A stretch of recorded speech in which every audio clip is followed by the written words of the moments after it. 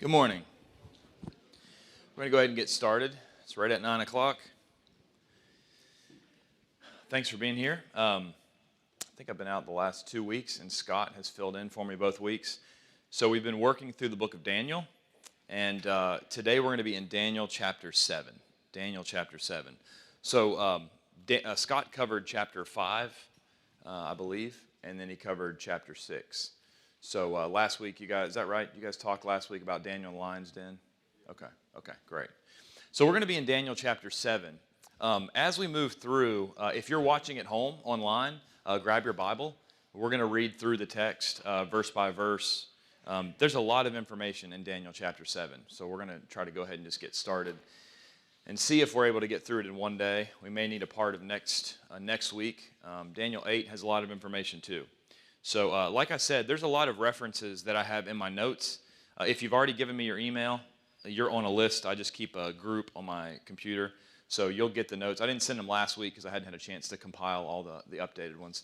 But if you want to be on that list, just get me your email address, and I'll add that to you. The reason I say that is especially in this chapter, there's a lot of verses that we're going to reference. Like, for instance, this chapter is really a good start into apocalyptic language. What's apocalyptic language? Does anybody remember? Have an idea? Yeah, symbolic. It's going to be language used a lot of symbols, a lot of figures. I like to look at it as if you'd think about a play on stage, right? If you go see a play and you see the color red, what's that normally like foreshadowing of? Death, blood, that sort of thing, right?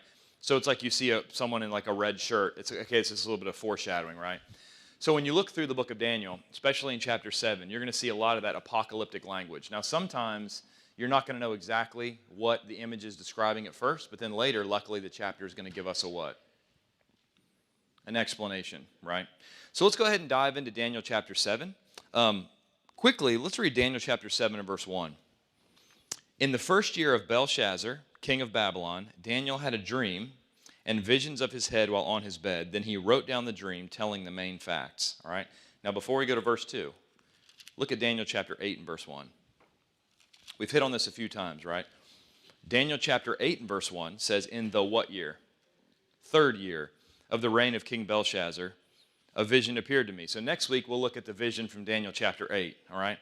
Now, what's the significance of Daniel chapter 7 being in the first year and Daniel chapter 8 being in the third year of Belshazzar? What happened in chapter 5 2 weeks ago?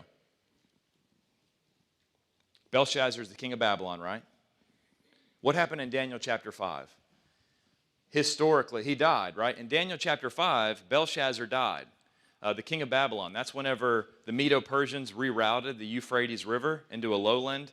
And then Josephus, or one of the ancient historians, maybe Herodotus, talks about how there was waist-high water, and they waded where the river used to be super deep. They waded into the city under the walls of Babylon and killed Belshazzar. So if you're reading this for your first time and studying it maybe yourself, and you say, wait a minute, I thought this guy died in chapter 5. Well, he did. But remember, we talked about the books of Daniel are out of order chronologically. Anybody remember the reason we said that might be? That's right. Daniel 1 through about chapter 2 and verse 4, the first part is in Hebrew. Daniel 7, I think 24, and after is in Hebrew, but Daniel 2:4 to 7:24, I think is an Aramaic section. So likely they want to keep the Aramaic sections together, right? That's one possible reason. Maybe there's another I just don't know about, okay? So in Daniel chapter 7, remember, this is happening technically between chapters 4 and 5 in the timeline, okay? So in the first year of Belshazzar, king of Babylon, it's probably about 553 BC. Have all this in the notes, so just get those after if you want. So Belshazzar is the crown prince. If you look through Babylonian historical records, his dad, actually Nabonidus, was still the official king, but he was living in a different city because he served a different god. He served the moon god, Sin, S-I-N, ironic. And because of that, the people in Babylon didn't really like him because they liked the Marduk. So he basically is away restoring the temple of that god that he served, and so his son is ruling as king in Babylon. Okay. Let's go ahead and get into the text, starting in Daniel chapter 7 and verse 2. Any questions about previous lessons or anything last week, a couple weeks before we get started? Okay. Daniel chapter 7 and verse 2. Daniel spoke, saying, I saw in my vision by night, and behold, the four winds of heaven were stirring up the great sea. And four great beasts came up from the sea, each different from the other. Okay? Now, we could go through this verse by verse and then wait till the second half for you to get some of the interpretation. But let's go ahead and just, as we go through, maybe I'm going to even jump forward so you can kind of understand the vision a little bit better. Okay? This vision is going to be of four beasts that rise up out of the sea. Okay? Next quarter, I think I have to teach auditorium again. We might study the book of Revelation. And the reason is because Daniel and Revelation have a lot of parallels. If you've never studied the book of Daniel, the book of Revelation is probably going to sound like a foreign language to you, right? So in the book of Revelation, you have similar language to this, where it talks about a beast rising out of the what? The sea, right?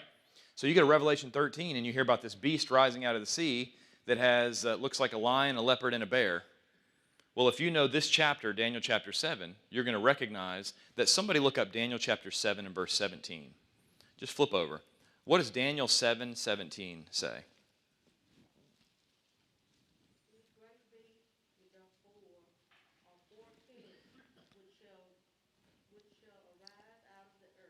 So Daniel 7:17 says, those great beasts, this is later in the chapter when he's interpreting it, which are four kings, or some versions say kingdoms, which shall arise out of the earth, right?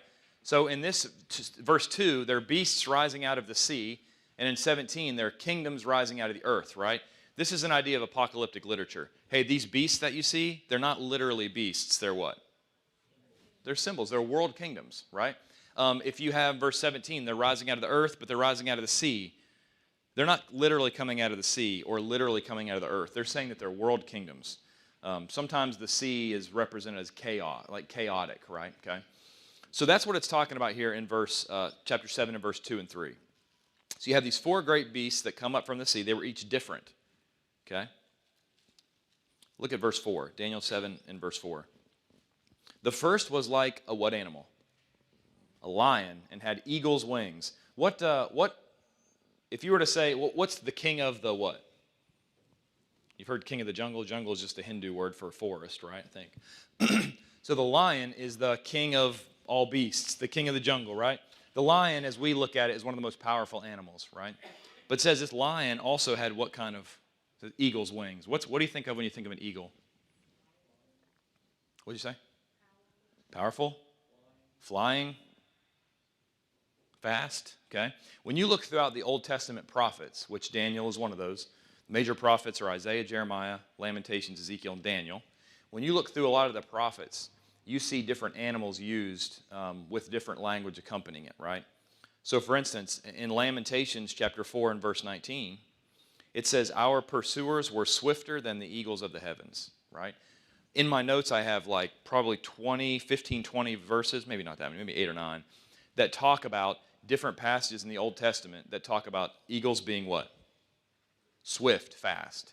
And it talks about lions being strong and mighty. In fact, Nebuchadnezzar is referenced as a lion, and Babylon is referenced as a lion all over the Old Testament. Jeremiah 4:7, the lion has come up from his thicket, and the destroyer of nations is on his way. And Jeremiah is writing to the people in Jerusalem about who's coming. Yeah, Babylon is coming, right? So I'm not going to read through all these verses that I have, mainly for time's sake. But if you get the notes, there's lots of other verses you can cross-reference. Actually, in Berlin, there's a museum, and it has parts of the ancient walls of Babylon. And on the ancient walls of Babylon, there's even a gate you can Google called the Ishtar Gate, right? And do you know what it was? It was a famous lion, these big lions, if you've ever seen the ruins, that had, guess what on their back? Wings. So that was almost kind of like a symbol for Babylon back then, okay? All right. So you have this. The first was like a lion. The first beast, and the beast is a world, okay, or kingdom. Kingdom, yeah, that's right. King or kingdom, depending on different translation, okay. So the first was like a lion. It had eagle's wings. I watched till its wings were plucked off. It was lifted up from the earth and made to stand on 2 feet like a man, and a man's heart was given to it. Now, 3 weeks ago, we were in Daniel chapter 4, right? Do you remember what happened to Nebuchadnezzar in Daniel chapter 4? That's right. So Nebuchadnezzar was arrogant, and God humbled him, and we talked about the psychiatric disorder called boanthropy, where you can look it up. There's lots of actual examples of humans where they would think that they were an animal and they would eat grass.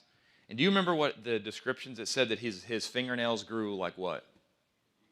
Claws, and it said his hair grew long like, okay? So when you have here in Daniel chapter 7 and verse 4, the first world kingdom is who, obviously? Babylon, right? Now you're going to see a lot of parallels too between Daniel's chapter 2 and Daniel chapter 7. Okay, in Daniel chapter 2, you had the vision of this statue, right? And it had 4 kingdoms, and the kingdoms were Babylon, Medo-Persia, Greece, and the 4th one, Rome. And then during the days of Rome, what happened? The church was established. God set up his kingdom, right? You're going to see a really similar parallel in this chapter because you're going to have these 4 beasts, and then it's going to talk about halfway through the chapter, it's going to talk about during the days of this 4th beast, what's going to happen. The Son of Man is going to come. The judgment is going to be set.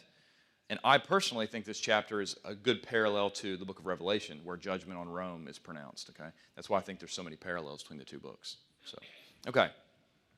So in Daniel chapter 4, Nebuchadnezzar was humbled, and then later, as the end of this verse says, he was lifted up from the earth, made to stand on 2 feet like a man, and a man's heart was given to it, okay?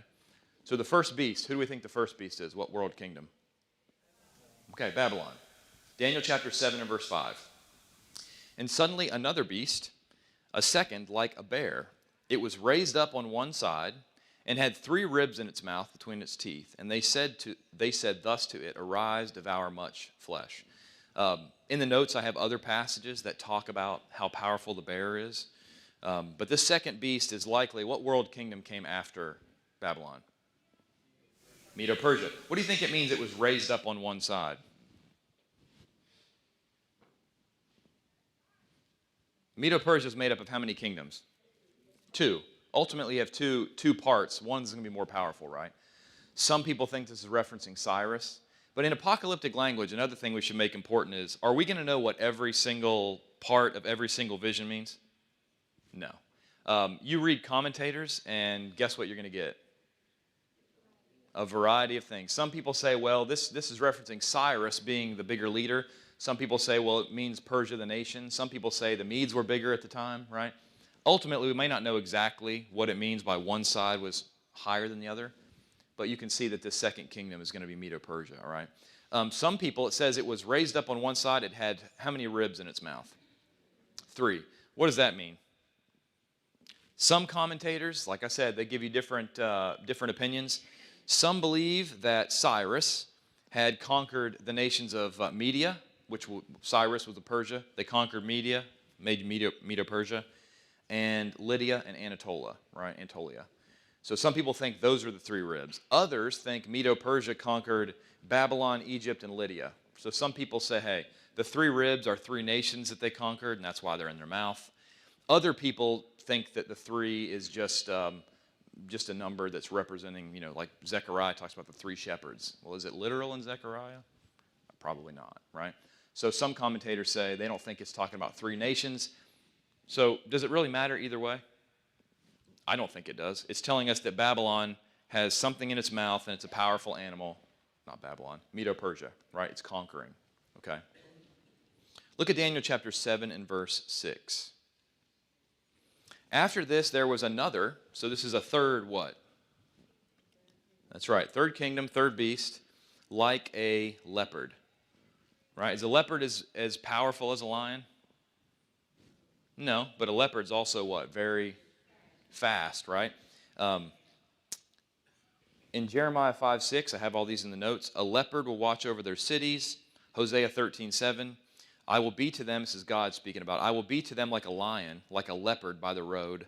And Habakkuk 1:8. Their horses are swifter than leopards, right? So the Bible all the time uses animals to reference different things, and this is one of those. So what kingdom came after Medo-Persia? Greece, right? Now, why do you think God might use the prophetic language of a fast leopard when talking about Greece? Who knows much about Alexander the Great? Really quickly, that's right. In Daniel chapter 8, there's going to be a description of this male goat that's moving so fast across the land, his feet aren't even touching the ground. And that's going to be referencing Greece. It even mentions Greece by name in 8:20 and 21, right? So Alexander the Great conquered the world by the time he was, I think, 33. So I'm 37 now. So imagine if 4 years ago I'd conquered the entire world, right? All the way from the Mediterranean Sea over to India. Alexander the Great had conquered, right? So this is likely referencing Alexander the Great. In Daniel chapter 8, you'll see it actually mentioned by name in verse 21, okay? So the second part of this verse, after this I looked, still in verse 6, there was another, like a leopard, which had on its back 4 wings of a bird. So a leopard's fast, right? What about a leopard with wings on its back, right? Swift, okay? The beast also had 4 heads, and dominion was given to it, all right? Now, when we get later in the chapter, you're going to see a little bit of an explanation of this. Does anybody know what happened in world history after Alexander the Great died? What happened to his kingdom? Divided up between his what? His generals, right? And so we're going to look at that as we get later in the chapter. It was divided up between his 4 military generals. And as we get later in Daniel, you're going to see the king of the north and the king of the south, and they fought against each other, and they kept going back and forth. And it's basically this predictive, prophetic world history. I mean, it's pretty fascinating, which is exactly why people who don't think the Bible's inspired say that Daniel couldn't have written this book, right? Because if Daniel wrote it, what's that mean? If Daniel wrote about things that happened in the 200 BCs, and Daniel lives in 600 to 520 BC, he's telling the future, right? And of course, if people think the Bible's not inspired, Daniel couldn't have told the future, therefore he had to write the book way later, okay? Or Daniel didn't actually write it, okay? But whenever you believe the Bible's inspired, it's pretty awesome because you have God giving you these prophetic future events. 20 minutes, we're on verse 6. Should probably move a little bit faster than this. All right. Look at verse 7. After this I saw in the night visions, and behold, a 4th beast, dreadful, terrible, exceedingly strong. It had huge iron teeth. Remember in Daniel chapter 2, what was the 4th kingdom? What material was it made of? Okay, iron and clay. A 4th beast, it's terrible, exceedingly strong, had huge iron teeth. It was devouring and breaking in pieces and trampling the residue with its feet. It was different from all the beasts that were before it, and it had 10 horns, all right? In world history, also with the parallel of Daniel chapter 2, and also I think Revelation 13 and 17 and 18 make it clear that the 4th beast is what nation? Rome, okay? Daniel 2 said, in the days of these kings, God will set up his kingdom, which in the 1st century, the church, the kingdom, Matthew 16, 18, and 19 were established. Now, if you don't believe that the church is the kingdom, if you are a premillennialist, and you think that God's going to set the kingdom up at the end of time, what do you have to do when you look at some of these visions? Yeah, that's right. He said they think they're talking about the future or they're talking about us. That's why if you are holding on to premillennialism and you have that view and you go to Daniel 2 and you read about this kingdom, in the days of this kingdom, God's going to set up his kingdom, well, then you say, well, this 4th kingdom can't be Rome. It has to be the revived Roman Empire, or it has to be this, the feet have 10 toes, and that means 10 world empires, right? So if you just take it, I believe what the text says, in the days of those kings, the Roman emperors, God's going to set up his kingdom, then it sort of helps you defeat premillennialism. I've got an email conversation with a guy going right now about this same sort of thing. So, okay, so this 4th beast, I believe it's Rome. Not mentioned by name, but I think you can look at the characteristics. And it had 10 horns. A horn represents a king or a kingdom in the book of Daniel, different places. Does this reference 10 Caesars, 10 emperors, 10 kings? I'm not sure. I sort of tend to believe that it does, because later you're going to see 10 kings, and then the 11th comes up, it's a little horn, and we'll get to that. I'd like to say today, but maybe next week, but we'll look. Look at Daniel chapter 7 and verse 8. I was considering the horns, and there was another horn, a little one, coming up among them, before whom 3 of the first horns were plucked out by the roots. And there in this horn were eyes like the eyes of a man, and a mouth speaking pompous words. All right, this can sort of get a little bit disjointed if it's the first time you're looking at it. 4 beasts, right? We're looking at the 4th one, who's the kingdom of Rome, and it's described as a beast with 10 horns, and after these 10, there comes a what? An 11th, and it's a little horn. Here in this verse it says there's one that coming up among them, verse 8. So you say, wait, is this among the 10 or is it after? But if you look in your Bible, look at Daniel 7:24. During the explanation, the 10 horns are 10 what? Kings who shall arise from this kingdom, and another shall rise when?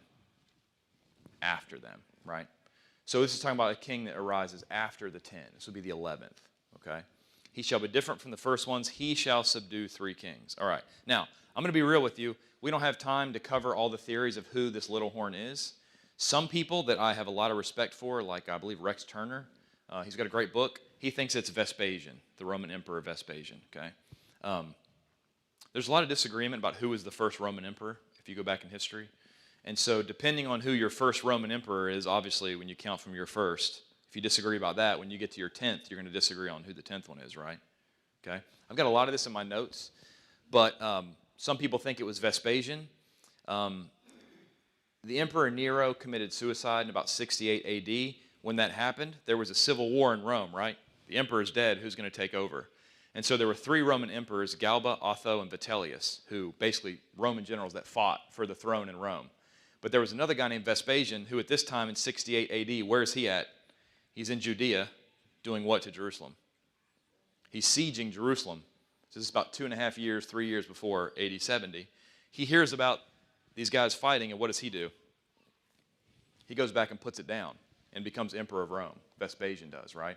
That's why some people think Vespasian, the one who took care of those other 3 horns.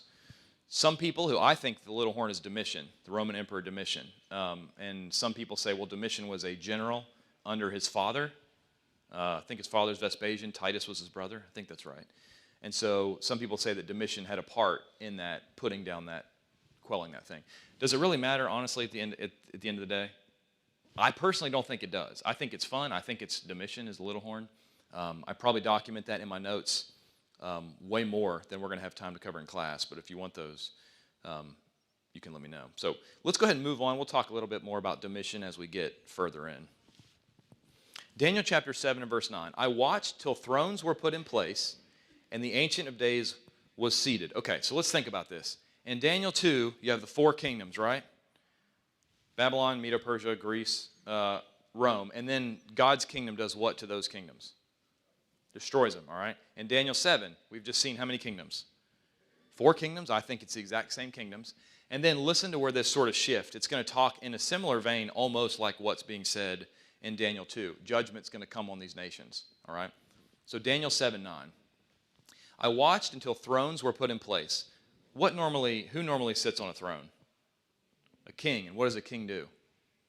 Rules, and he does what to people who are evil? Judges them, right? I watched till thrones were put in place, and the Ancient of Days was seated. His garment was white as snow, and the hair of his head was like pure wool.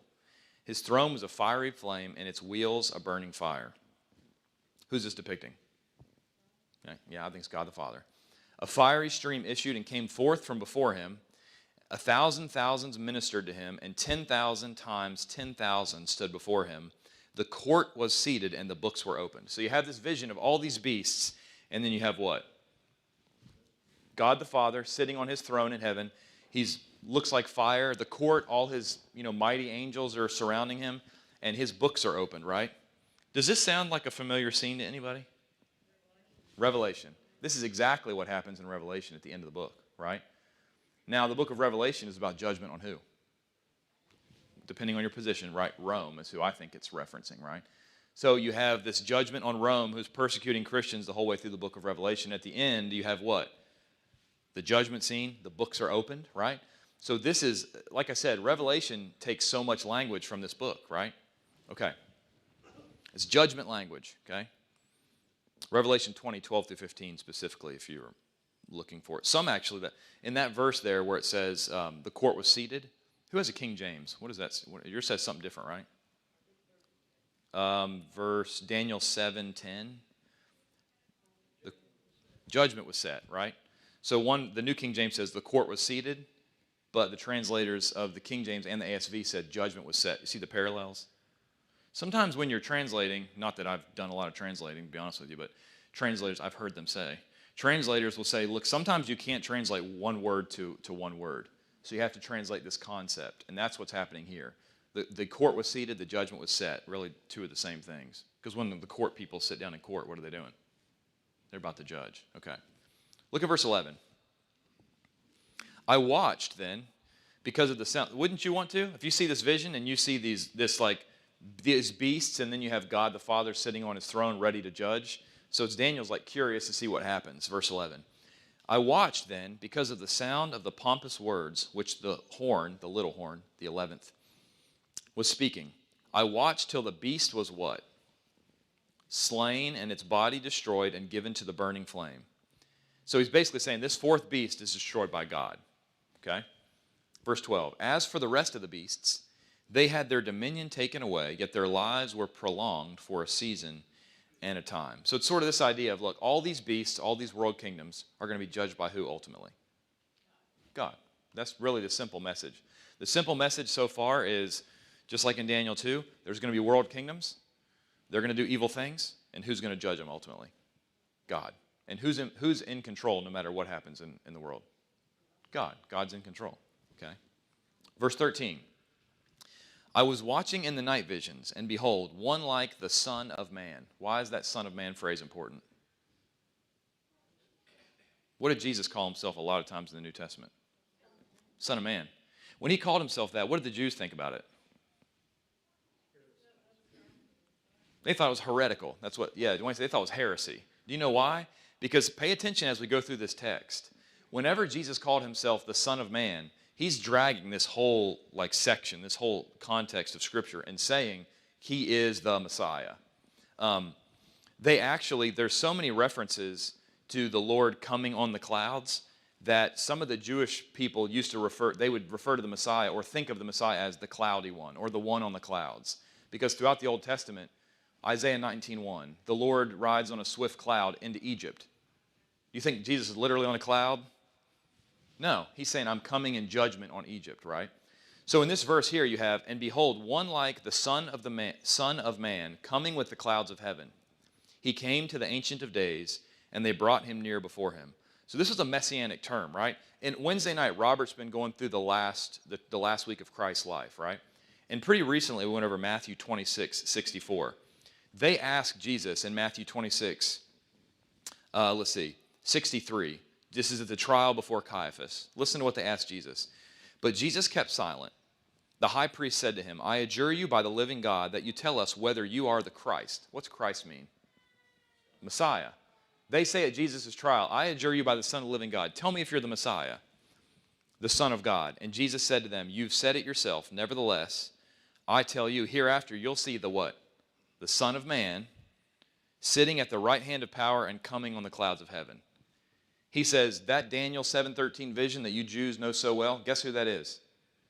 Jesus is saying that's him. That's why whenever he called himself the Son of Man in Mark 2:10, they always said this is blasphemy because they said he's the Messiah. Jesus said, I'm the Messiah, and they said, no, you're not, right? Okay, so back in Daniel 7:13, this is this vision, one like the Son of Man coming with the clouds of heaven. He comes to the Ancient of Days. Look at verse 14. Then to him, the Son of Man, was given dominion and glory and a kingdom that all peoples, nations, and languages would serve him. His dominion is an everlasting dominion which shall not pass away, and his kingdom one which shall not be destroyed. After Jesus died, was buried, and resurrected, the Great Commission, he said that all what had been given to him? All authority, all power. That's the same Greek word that in the Septuagint, the Greek translation of the Hebrew Old Testament, is used in Daniel 7:14, where it says he's going to give him dominion. That's the same word. So you have Jesus basically paralleling all these things in the New Testament, right? So in Daniel 2, the four beasts, they're destroyed, and who's given a kingdom? Right? God's kingdom comes. In Daniel 7, you have these four beasts, they're judged, and then what happens? The Son of Man's given, he's given all authority, right? And that kingdom will not be destroyed. Whenever the world's destroyed, the church is going to be translated what? The people who are in the church. The church means assembly, the people. It's going to, all those saved people are going to be translated where? Yeah, we're going to end up in heaven, right? Okay. I got way more notes. about all this stuff, but you have to leave those if you want to see them for later. Daniel 7:15. I, Daniel, was grieved in my spirit, and the visions of my head troubled me, right? So we've just been covering the vision he has first, and he's really confused and upset, right? Which is how I was the first time I looked at this until I spent a lot of time in it, okay? So if it's the first time you've seen this, don't get frustrated if it's a little bit difficult. Verse 16, I came near to one of those who stood by and asked him the truth of all this. So he told me and made known to me the interpretation of these things. So one of those who stood by, who do you think that is? In chapter 8, similar vision, is an angel. Seems like there's an angel he asks. So he's probably asking an angel here about the interpretation, right? And here in verse 17, you have some of this interpretation. Those great beasts which are four kings or kingdoms, depending on your translation, which arise out of the earth. Verse 18, but the saints of the Most High shall receive the kingdom and shall possess the kingdom forever, even forever and ever. All right, so who do you think the saints are here? I think they're Christians. Some people think this is just talking about the Jewish age. I don't think that's right, and here's why. The fourth kingdom is Rome, and Rome persecuted who? Christians. And who was vindicated? Christians were, right? Were the Jews set free by God and vindicated in AD 70? What happened in AD 70? Jerusalem was destroyed, right? So I think it's talking about Christians. Plus, if you parallel it once again with Daniel 2, in Daniel 2, the kingdom that comes in the days of Rome is what? Is the church, right? Okay. So that's what I think it's referencing. Verse 19, then I wished to know the truth about the fourth beast, which was different from all the others. It was exceedingly dreadful. It had teeth of iron and its nails of bronze, which devoured, broke in pieces, and trampled the residue with its feet. And, this is the fourth beast, right? Rome. And the 10 horns that were on its head. He said, I want to know what these horns, what this beast was, what these horns meant. And the 10 horns that were on its head, and the other horn which came up, before which 3 fell, namely that horn which had eyes and a mouth that spoke pompous, arrogant words, whose appearance was greater than his fellows. So he says, I want to know about this beast and those 10 horns and the 11th one that came up afterwards that was talking pompous words, okay?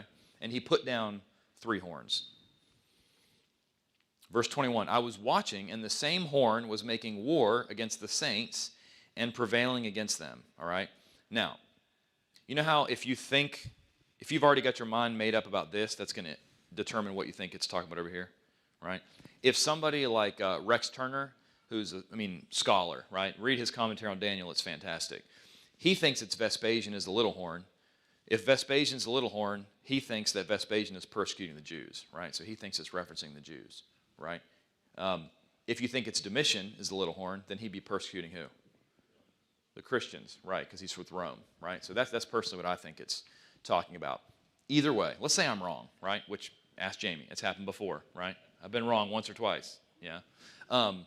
If I'm wrong, and it is Vespasian persecuting the Jews, or if it's Domitian, or if it's a different Roman emperor that I just got wrong, or someone got wrong, and they're persecuting, what's the ultimate message? If you're persecuted by an evil person, who's going to take care of it? God is, right? God's ultimately going to be vindicated. He's going to vindicate his people. So the principle is the same, okay, no matter who you think the ruler is. All right, Daniel 7:22. Until the Ancient of Days came, and judgment was made in favor of the saints of the Most High, and the time came for the saints to possess the kingdom. Okay? I'm going to skip over a little bit of these notes. It says, until the Ancient of Days came, and a judgment was made in favor of the saints of the Most High. There's a lot of times where if you don't know, like we've mentioned earlier, if you don't know some of the Old Testament language the prophets used where it said God was coming in judgment. Let me just read you some passages. I've got way more in my notes. But I already mentioned this one. Is this a literal coming of God, or does it mean God coming in judgment? Let me just read you some of these. Isaiah 19:1. The burden against Egypt, behold, the Lord rides on a swift cloud and will come into Egypt.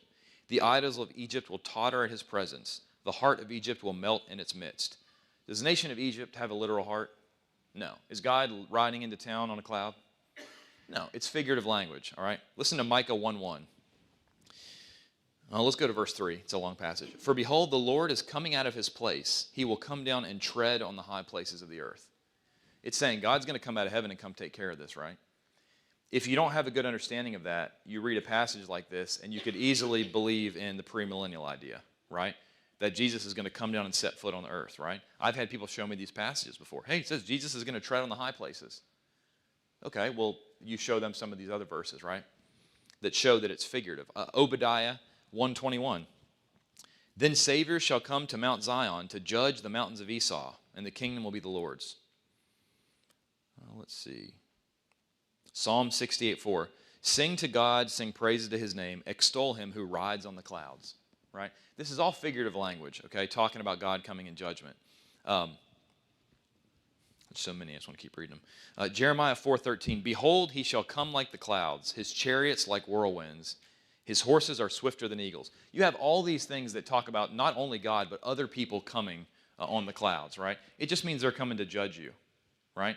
If we're in a world war and World War II and someone said America is going to come on the clouds, right? Well, maybe they'd be talking about airplanes, right? But it's just saying they're coming to judge. That's the way the prophets use this type of language, okay? So just be aware of that when you're studying through some of these passages so you don't get confused and say, wait a minute, is this talking about Jesus coming and setting foot on earth, okay? Daniel 7:23. You might get through the chapter. Thus he said, the fourth beast shall be a fourth kingdom on the earth, which shall be different from all other kingdoms, and shall devour the whole earth, trample and break it into pieces. 7:24. The 10 horns are 10 kings, who shall arise from this kingdom, right? So he tells you here the 10 horns are 10 what? Kings, right? And the king of Rome was called a what? Emperor, a Caesar. That's right, that's right. Both of those are right. The 10 horns are 10 kings, who shall arise from this kingdom. Another shall rise after them. So a 10th, your 11th after that. He shall be different from the first ones. He shall subdue 3 kings. Like I said earlier, there's many different views on who the little horn is. Some people say it's Antiochus Epiphanes. I don't think that's right. Some people will say this is the Antichrist, right? If you're a premillennialist, that's not right. It's like, I think I've said this before in class, if someone says like, hey, that's your wife, and you say, that's not my wife, and they say, well, who is it? I don't know who it is, but I know it's not what? It's not my wife, right? Whether the little horn is Vespasian or whether it's Domitian, I know it's not an Antichrist at the end of time, right? We'll see that later in the vision. Daniel is told to seal up his vision because it's going to come in the future, and a lot of these things come 500 years in the future. And then you have John in Revelation is given a vision and told not to seal his vision, right? That's another thing when you get to Revelation, how you can know that Revelation is not talking about something 2,000 years in the future. Daniel said, seal it up because it's for the time in the future and it's 500 years later. John said, don't seal it up because it's near, so that means it has to be less than what? Way less than 500 years, right? We'll cover that. Shortly come to pass. Revelation 1, 3, 22, 6, and 10. Shortly come to pass. It's near. Okay. I'll tell you, if you want a really good book to read on Revelation, Drew Leonard, I referenced at the beginning, he has one called Expositions on Revelation. The reason I like Drew's writing so much is a lot of commentators will tell you what they believe and why. Drew says this is what the 5 positions are. This is what they use to support their 5 positions. This is why I don't buy into these 3 or these 4, and this is why I think the 5th one is the one that he holds. That's my favorite thing about him, because he not only tells you what people believe, but what he doesn't think line up. You know, what he thinks, well, if you take this position, this is a problem here, right? And he's honest. There are times where he even gives you what he thinks might be problems with his own position. So it's a really honest commentary it's Drew Leonard, Expositions of Daniel. So he does a great job giving all the different reasons for each of these different, who is the little horn and why he rejects each one of these, right? So if you would take the position that I would take, you've got the 10 kings of Rome, starts with Augustus Caesar, Tiberius, Caligula, it's in my notes, you don't have to write this down. Claudius, Nero would be the 5th, Galba, Otho, and Vitellius, 6 through 8, Vespasian, 9, 10 would be Titus, and 11 would be Domitian, all right? It talked earlier about that person, that 11th horn speaking pompous words, right? One of the things that Domitian started to do is make people call him Lord and God, Dominus et Deus. So do you think that'd be sort of a pompous thing to tell Christians and other people, hey, you got to call me God? You say that I'm God, right? I got got so many notes. Let's just keep moving to verse 25. He will speak pompous words against the Most High. He shall persecute the saints of the Most High. He shall intend to change times and law. Then the saints shall be given into his hand for a time, times, and half a time, right? So pompous words. He's said to have required these people to worship him. Suetonius, who's an ancient writer, said that Domitian changed a lot of customs in Rome. He also was said to have changed the name of months. So like we have September, he changed it to Germanicus. And October, he named it after himself, right? Real humble guy.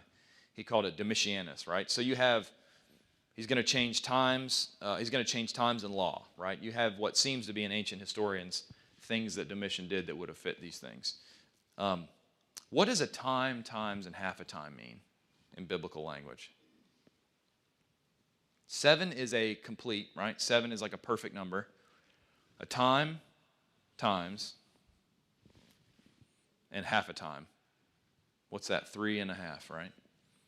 So that's half of 7. So it's supposed to be 7's a perfect, complete number. What's 3.5? It's like half. It's imperfect. You'll see this throughout prophetic language. In the book of Revelation, you see 3.5 years, or time, times, and half time. What's another one you'll see? In months. 42 months. All right, how many months are in a year? 12. So 12 is 36. 42 minus 36 is what? 6. So 42 months is the same as 3.5 years. And then if you want to do the math, 1,280 days is 3.5 years.